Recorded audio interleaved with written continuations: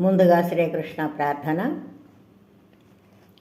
వసుదేవసుతం దేవం కంసచాణూరమర్దనం దేవకీ పరమానందం కృష్ణం వందే జగద్గురుం.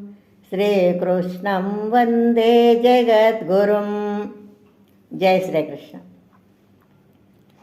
ఇప్పుడు శ్రీమద్భగవద్గీత 2వ అధ్యాయం సాంఖ్యయోగము నుండి 20వ శ్లోకం నేర్చుకుందాం. Now we will learn Srimad Bhagavad Gita, chapter 2.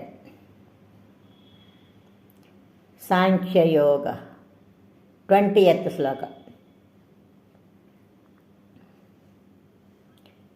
न जायते म्रियते वा कदाचिन्, न जायते म्रियते वा कदाचिन्, नायं भूत्वा भविता वा न भूयः, नायं भूत्वा भविता वा न भूयः. अजो नित्यशाश्वतोऽयं पुराणो, अजो नित्यशाश्वतोऽयं पुराणो. न हन्यते हन्यमाने शरीरे, न हन्यते हन्यमाने शरीरे. Once again. न जायते म्रियते वा कदाचिन्, न जायते म्रियते वा कदाचिन्,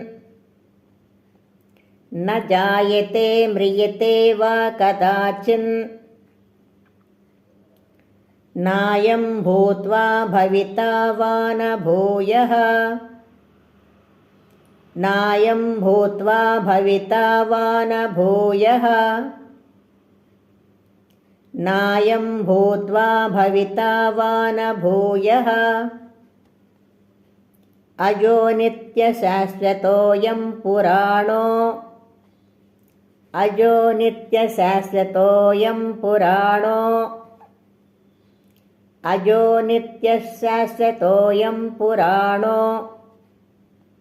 न हन्यते हन्यमाने शरीरे, न हन्यते हन्यमाने शरीरे. Now full line. न जायते म्रियते वा कदाचिन्, नायं भूत्वा भविता वा न भूयः, न जायते म्रियते वा कदाचिन्, नायं भूत्वा भविता वा न भूयः.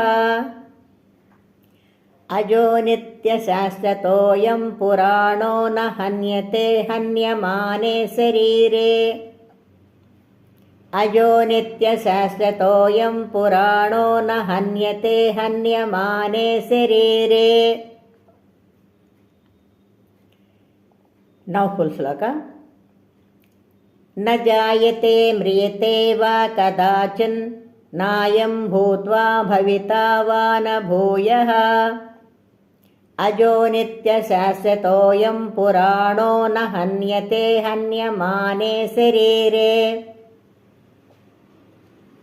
न जायते म्रियते वा कदाचिन्, नायं भूत्वा भविता वा न भूयः, अजो नित्यशाश्वतोऽयं पुराणो न हन्यते हन्यमाने शरीरे. జై శ్రీకృష్ణ. శ్రద్ధగా నేర్చుకొని రోజు పాడుకున్నాం. Let's learn diligently and sing daily. జై శ్రీకృష్ణ.